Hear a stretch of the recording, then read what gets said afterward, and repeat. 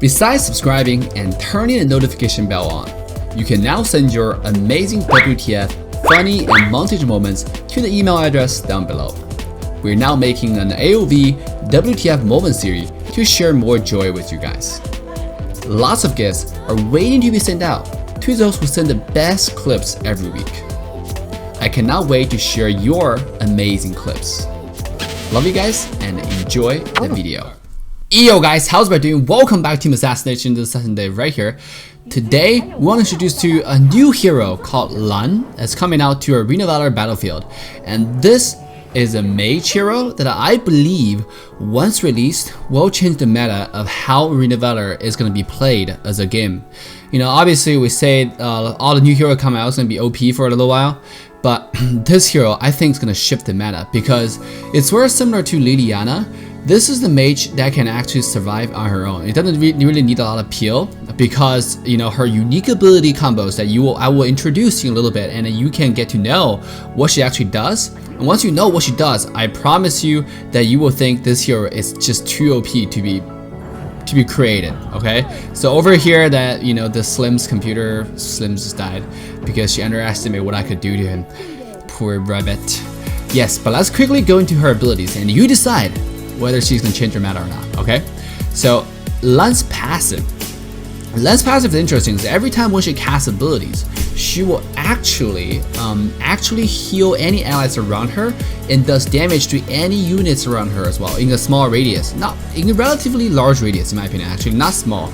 I think it's around the same range as her first ability cast range, which is quite huge. You will see in a little bit when I cast my first ability.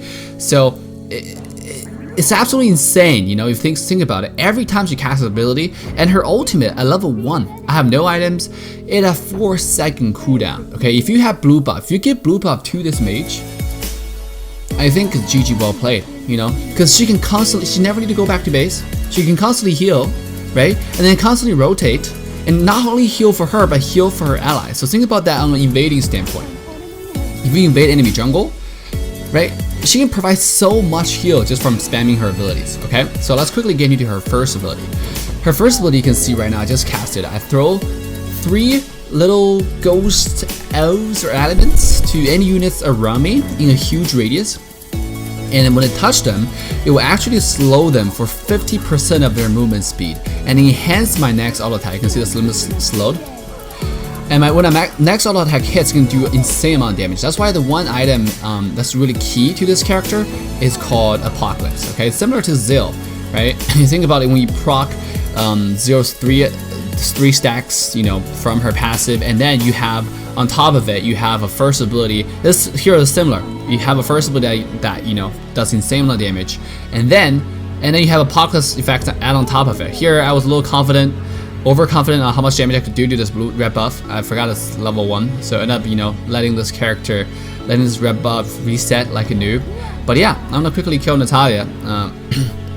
So the first ability, it just sends 3 water crystals or elements to any units around you. Okay, so let's quickly go to the second ability. The second ability is interesting. When you cast it, it sends 2 circles, you can see right now, 2 circles. And if any units are touched within the larger radius, they will get damaged.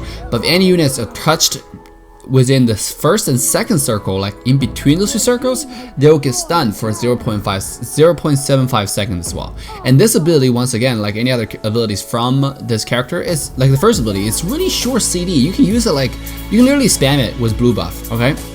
So think about that, you know, as a composition, you know, hero composition. This hero can outpoke your entire team if she has a huge advantage. First, she has heal. then her radius is so huge. First, second ability radius are just insanely huge, right? And then if you give her blue buff, like I said, it's just like too much, right? This first ability is only 10-second cooldown, and I don't have any item on it, on this character. So think about that for a second. And here I'm gonna demonstrate the first second ability under the slims. Use second ability 10-second cooldown, get a slim stun, use the first ability, Whizzing Enhanced auto attack, and use one more first ability because it's short cooldown. And over here just one more auto attack. Just use second ability, it didn't even land because the passive damage killed the slims, right? So over here I see the title on the top side. Quickly come over here because your first ability can give you this huge movement speed. Sorry, the second ability, you can actually use it just to escape. So think about, okay, once again guys, if you cast second ability, it's also gonna give you the speed boost, okay? I think I didn't mention it just now. It's also gonna give you the speed boost. Think about that on this, like, kiting standpoint, right? How are people gonna chase you? How is people gonna chase you? And when you're trying to kite them, first you get a speed boost. Then if you get out of the circle, you're gonna instantly stun them as well. So I don't know, man. I think this hero skill kit is just a little bit unbalanced at this point. Because guys, if you play Honor of King, this is actually a carbon copy of the same character called Yang Yuhuan from Honor of King, okay? But in Honor of King, this girl has 4 abilities. One of her abilities, her passive, you have to switch modes, right? So basically, one ability you can get at level 1, you have to switch between attack mode and healing mode. And then you can either choose to do damage while you cast abilities to enemies, or switching healing mode is when you use ability heals you and your allies. But you have to choose. Over here, we have 3 abilities, and then basically they combine those 2 abilities into one passive. So basically, this character is so much stronger compared to the Honor of King version of the same character. Now, let's talk about her ultimate. Her ultimate is what I consider is why this character is gonna be what I call no PO needed, no PO necessary. Okay, on top of the kiting that you're gonna receive, okay, from your first second ability. She also has her ultimate, which turns her invulnerable and untargetable, right? I don't know if that means the same thing, the 2 words, but I'm just using my own word to explain the skills to you. Like, she turns you immune, to everything. Tower shots, skills, she cannot be auto-attacked, she cannot be targeted. So here I use my second ability and ultimate at the same time, just to see if I can cast it at the same time, but it did. But to get into the dilemma, all right, let me get into the ultimate explanation still. When you cast her ult, not only do you turn invulnerable, you see this huge pool of water that just come out, like when you're kind of flying in there, we're pretty, and this huge pool of water that just flows out of you, right? And what happens is you will turn when you come out of the flying mode, the pretty mode, you will land this waterfall onto your enemy and your allies. All your allies will be healed, and all your enemy will be damaged. And this damage cannot be ignored. Late game, with the amount of AP bonus this character has, is a little bit too much, okay? If you land it on an ADC, I think it's gonna chunk his like 40-50% of his HP, and then the ultimate is really short cooldown as well. You can use it kind of like a Maganga heal, right? You can just heal it over and over again. I don't know why they list this mage as a support. I personally think this mage has to be a carry mage because its amount of poke and damage she can do late game is too insane. Okay, this is what I think. So here the Slim's gonna die, and obviously on top of it, she's really hard to kill, like insane. Think about that. I mean, you finally try to get her, and she's gonna use her first second ability to try to get away, position again, and stun you, and her team's gonna kill you.